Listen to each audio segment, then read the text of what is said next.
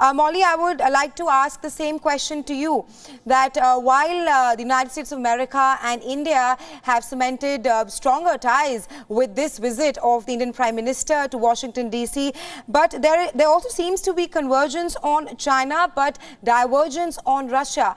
How are the relations going to pan out in such a scenario?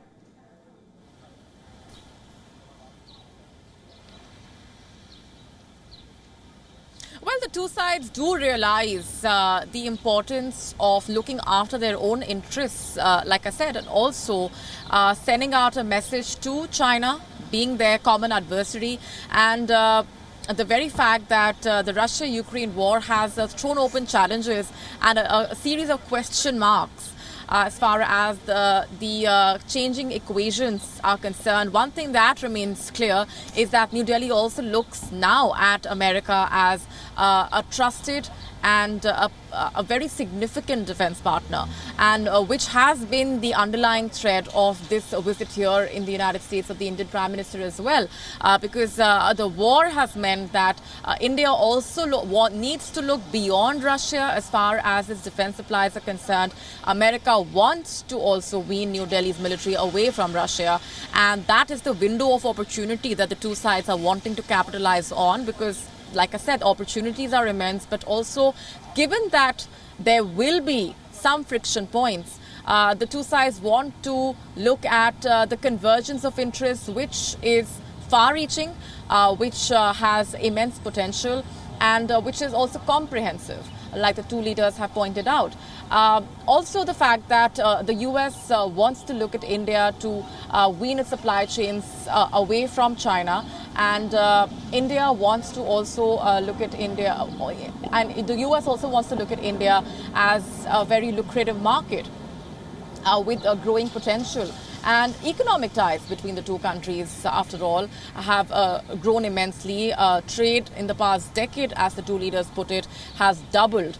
So in the backdrop of all of these significant cornerstones of the relationship, the China-Russia factor is one aspect that the two sides are very well aware of and have carefully maneuvered around, and how China actually is working as a glue to bring the two sides closer together, because a free and open Indo-Pacific is something that the two sides very firmly believe in, have spoken about at length on multiple occasions, and similar sentiment being echoed during the two leaders' address yesterday as well. And China also watching this visit closely.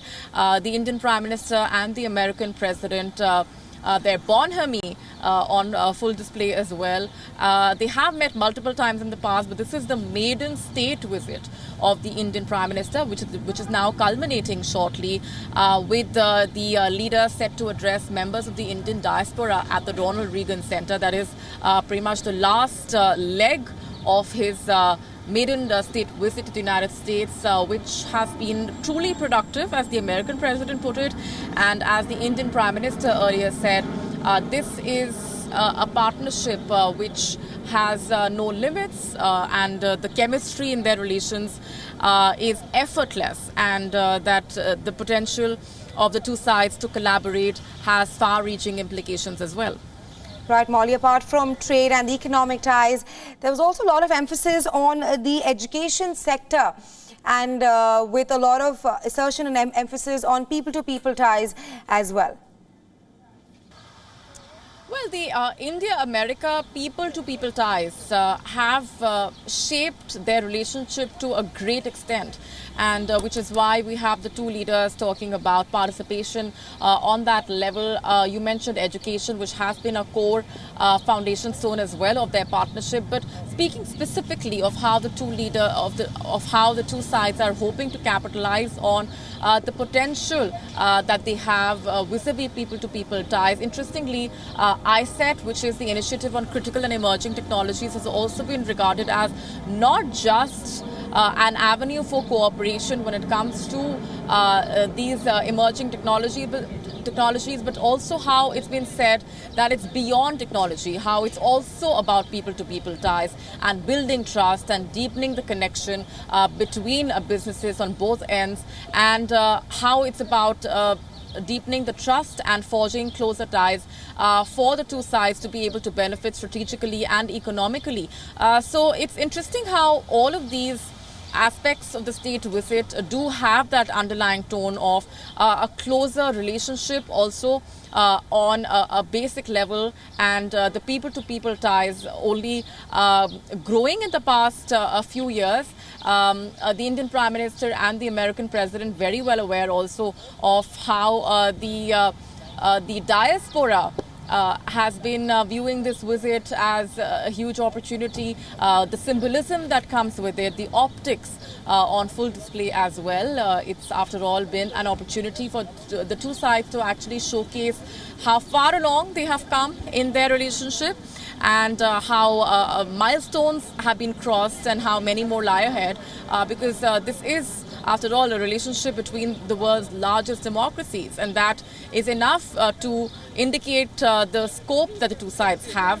Of course, there are issues that need to be ironed out, but at the moment, the potential that they have to collaborate in various sectors, being defense, trade, space, climate change, has been called truly a defining relationship of for the 21st century, and all eyes right now on the Indian Prime Minister's address to members of the Indian diaspora, which of course is also one of the ways in which the people-to-people ties have come to the forefront. Asserted on how relations between New Delhi and Washington is not of convenience but that of conviction. We also have with us our principal diplomatic correspondent Siddhant Sibal, who's joining us live from the Ronald Reagan place where Prime Minister Modi would be arriving in just a short while from now. Siddhant, you are at present there at the venue. What's the mood like on the ground? How euphoric are the Indian diaspora there?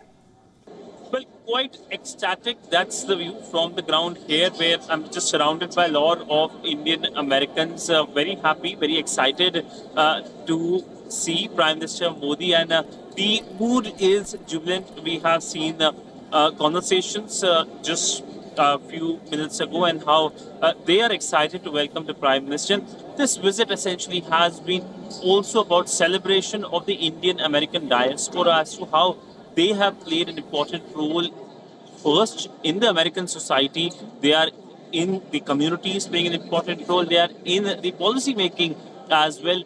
Vice President Kamala Harris is the highest ranking Indian American in many administration, in the Biden administration previously as well. There are talks of the first Indian American president as well, but let's see when it happens. But largely today will be a day where the Indian Prime Minister is going to emphasize on first Indian policies, the policies the Indian government has adopted in last few years in terms of ease of doing business, and secondly, of course, how the Indian Americans can play an important role as a living bridge between the two countries. And one of the key announcements during the visit has been the opening up of consulates. Now, India is going to open up its consulate in Seattle. The Americans are going to open their consulates in Ahmedabad and other cities in India, and that shows the interest in people of the two countries to travel to each other's country. Now, many Americans travel to India as tourists, and many Indians travel to America for opportunities, for education and other related things. But essentially, the substratum of every geopolitical relation, if you look at India's relationship with many countries, is substantive because of the Indian diaspora.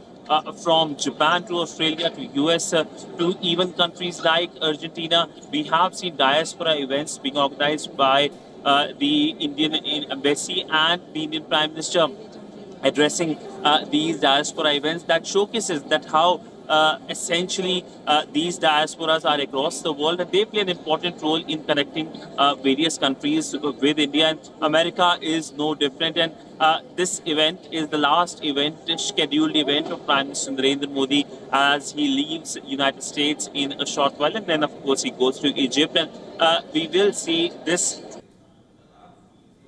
of the entire visit, the Prime Minister's visit to United States from New York to Washington. We gave you all the live and latest updates.